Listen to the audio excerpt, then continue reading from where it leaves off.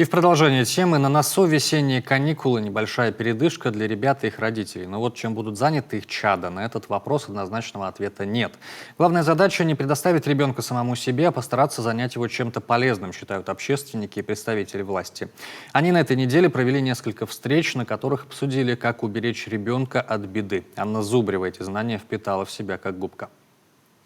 Насилие может быть как физическим, в том числе сексуальным, так и моральным. Задумываться о том, что это может произойти в любой семье, страшно. Как вести себя взрослым, куда обращаться и как в целом помочь ребенку?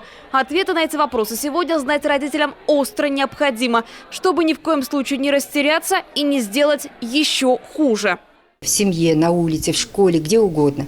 В целом это не секрет, что наши дети нередко подвергаются и жестокому обращению, и насилию. Наверное, каждый день происходят события, которые говорят о том, что наши дети не в безопасности. И это нас, взрослых, должно тревожить.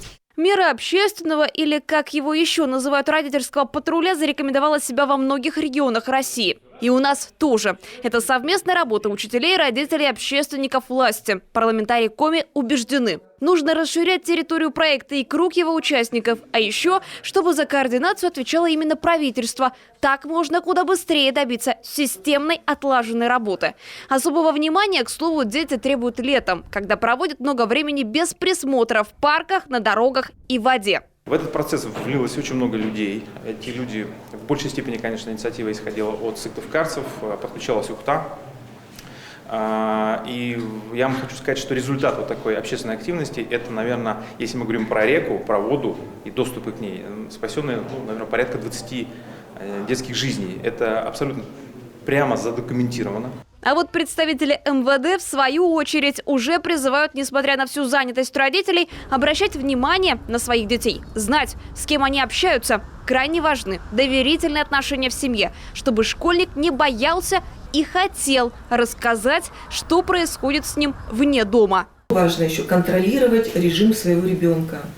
Во сколько приходит ребенок, не отпускать его поздно из дома. Ну и следующий момент, я думаю, что он очень важен для родителей, это обеспечить занятость ребенка. Лето не за горами. Уже сейчас пора задуматься, как дети будут его проводить. Известно, самая лучшая профилактика от всех бед – занятость. В кружках, секциях или даже лагере. Есть, правда, одно «но». В большинстве своем они платные. Именно поэтому чаще всего подростков мы встречаем в торговых центрах. Там за вход платить не надо. Большие магазины регулярно патрулируют Совет отцов республики. Объясняют молодежи, что не только так можно проводить свое свободное время. Наша миссия не просто ходить патрулировать и говорить ай-яй-яй, а предлагать какие-то возможности, потому что сегодня Совет отцов ездит по республике Коми. И когда мы разговариваем с папами, папы сегодня готовы открывать свои гаражи, создавать свои спортивные клубы для того, чтобы мальчишки были чем-то заняты. Но и мамы, и бабушки готовы подключаться к этой деятельности.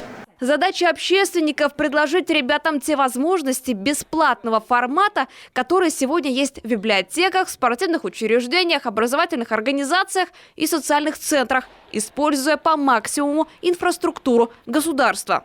Анна Зубарева, Злата Хомутинникова, Олег Юшков, Олег Костромин, телеканал Юрган.